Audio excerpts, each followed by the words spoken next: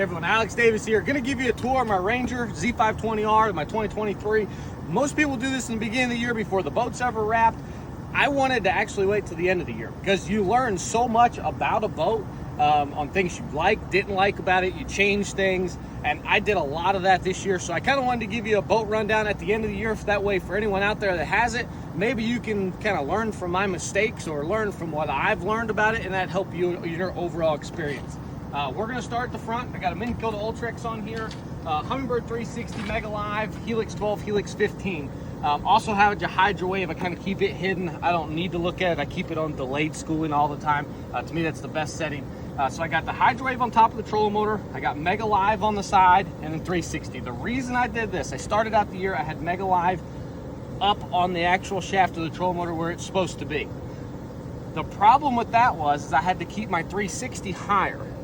Then I was having problems in rough water. The 360 was not going in the water, so I wasn't getting, it kept saying coming up out of the water, kept losing 360. So I put it on the trolling motor. That way I can lower the shaft of the trolling motor deep, and I'm not gonna lose the live, and I'm not gonna lose 360. But then when we go to places like Mississippi River, went to Potomac, I have to jack the trolling motor as high as I can get it, and the blade won't hit 360. About 3 years ago I did that, didn't really realize my 360 was too low, lifted the trolling motor, first time I hit it, it cracked the 360 transducer. So to me, that's the best thing I've seen. That way I can keep the 360 deep in the water, but I also can raise the trolling motor up in skinny water and don't have to adjust a whole lot of things.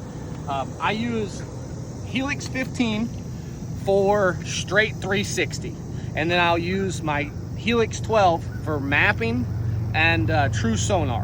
When I want to use live, I use the Helix 12 for live, and then I put 360 and mapping on a split screen. I like 2 units. I'm not gonna say I'm never gonna go to 3 units. To me, it's just too much. Your eyes are always somewhere, and I want my eyes to be in one place. So I like just having a bigger unit to put in the 15 and then having the 12, so I just have to have 2 units.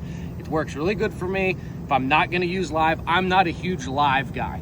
I'm more of a 360 guy, but if I wanna use it, I can have full screen live, 360 and mapping here. I did put an external antenna. The reason I did this is I've learned that you cannot mark waypoints on 360 or see your waypoints on 360 without a heading sensor. So I put this heading sensor that goes straight to the 15 where my 360 is. That way I can mark everything. Come on back to the console. This is the best setup I've seen. I got a Helix 12 on the left. I use it solely for mapping and high-speed sonar, and I have a Helix 12 on the right. I use it for side imaging and down imaging. Those 2 units never get turned off. One's always on mapping and high speed. The other one's always on side scan, down scan. That way when I take off running, I still have sonar on my left. I can see where I'm at. You know, might see a patch of grass out randomly. And then when I slow down, obviously I got down imaging, side imaging. I never turn them off those screens. To me, that's the best setup I've seen. Both these mounts, Boat Logic mounts, front and back, these are the most hardcore mounts in the world. We put them on. I followed the instructions from Boat Logics. You put a little bit of Loctite on there, and they have not went anywhere. I think I've went 20,000 miles on the trailer, and there's been no vibration. These graph mounts won't move. If they ever come off or you ever have a problem, it is because you've went through something really, really bad, really hardcore waves, and you've probably ripped up a lot of stuff and done a lot of damage. I've had no problems. Front mounts, that's a double stack, and then here is the side-by-side on the back. I've trusted these graph mounts for years, and to me, they're the best mounts in the world. Power pole 10-footers. I've learned 10-foot poles are the greatest thing ever. Gunnersville, NTVA, Rayburn, deeper grass. You need 10-foot poles. If your graph says 5.9, 8-foot poles will not touch the bottom. And to me, that's the most frustrating thing in the world. If my graph says 7.2, 7.4, these will touch. So 10-foot poles, greatest thing ever. TH hydraulic jack plate. I've always had one on my boat, and I never really realized how beneficial it was until this year. This boat performs differently than any Ranger I've ever drove, the R boat. It's more of a performance Ranger. With that being said, it likes certain settings. Used to, you just trim down, jack plate down, take off skinny water, it'd be fine. This boat, it likes the 1.5 to 2 inch on the jack plate. If you're in really like Mississippi River, Potomac River, I was actually jacking the jack plate up to 5. That way I could get on pad in about 1.5 foot water. As soon as I get up on pad, lower the jack plate. I used the jack plate this year, the TH hydraulic jack plate, more than I've ever used it. Works flawless, up and down, no problem. It's very, very quick, so I can trim it up or jack it up, get up on pad, jack it back down. It just gives you the best performance of the motor.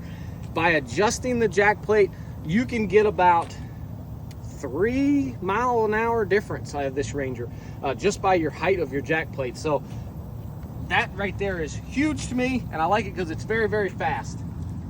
I'm gonna climb in the boat. Sorry if I'm sweating during the video. We have a big storm and it's really humid. I went with AGM batteries. As you can see right here, I have 4 AGMs, 3 on the trolling motor, 1 on the cranking. I use an X2 on the cranking. I had a spare prop, just took it out this morning, power pull charge. The reason I run AGM batteries is because of the power pull charge. To me, if you have a power pull charge system, you do not have to run, 2 batteries in parallel. I was running 312s, a 15, live 360, and I never had my cranking battery go dead. Power pull charge, you can get in the app, slide that app over to, put priority charging on your cranking battery. If you're gonna be hard on your trolling motor batteries all day, you can go to charge your trolling motor batteries. That's the best setup that I've seen. I think I'm gonna try lithiums next year just to see what the big hubbub is about. But right here is a foolproof system, will not go wrong. Live wells, standard live wells, they haven't really changed anything on Ranger as far as that. I do have an oxygenator in here on the other side. To me, the oxygenator is huge. Right here, I put my TH call system in there. I cleaned that all out. The compartments, what I've learned on these compartments back here, huge compartments, don't put tools in the back. From what I saw this year, you want to put lighter stuff in the back, heavier stuff in the front. It just seemed like that would help the performance of the boat. So from what I learned, put your light stuff, rain jackets, your PFDs, anything light, put in the back, put the heavy stuff in the front. It just helped it get on pad a lot better. That's one thing I did notice about this boat. It likes weight in the front to get on pad with AGM batteries. And then you put 57 gallons of gas, and then you got your buddy with you, and you got live wells full. Don't put a lot of weight in the back, it's just too much. At the console here, this is the ride system. What I did, hard to see, there's a key up underneath here. That's how you turn the ride system on. What I did, I put it in here, I lost it last year. So I zip tied it up underneath of here. That way I always know where it is. Turn the power on the back, you turn the ride system on, and that controls the whole boat. I also have a key. There is a key right here, an actual standard key. That cranks the motor. If something was to ever happen, you still have a key to the boat.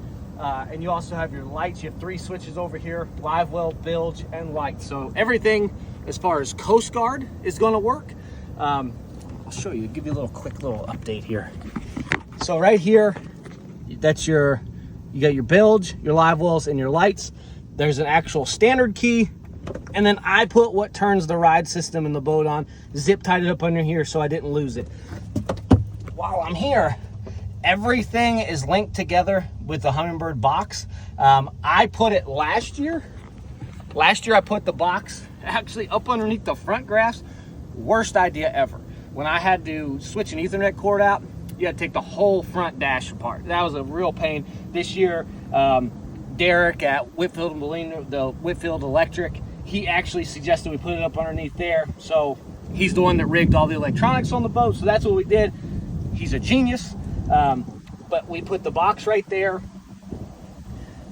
I like it. Everything's real nice and clean. I have 2 power pull switches, Mercury SmartCraft gauge that just monitors gas, water pressure.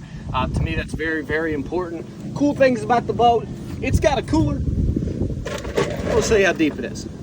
Pretty much that deep. It holds about a case of drinks and 20 pounds of ice. It's got storage for days. Check that out right there. I just got 3 boxes in here. We're just gonna go for a little bit of fun. It can hold about 30 planos. We're fixing to get run off by storms. Holds about 25 rods, 26 rods. and has plenty of storage. Here's the day box.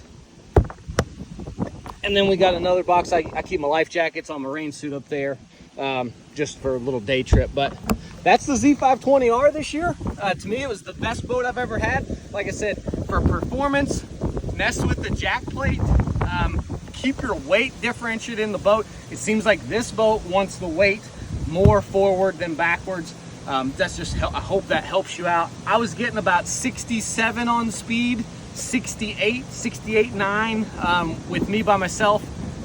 Live well's full, then you put a co-angler, and then you put full tanks of gas, 66.3 miles an hour. So fast enough for me, gets me everywhere I want to go, gets up in super shallow water. That's the one great thing.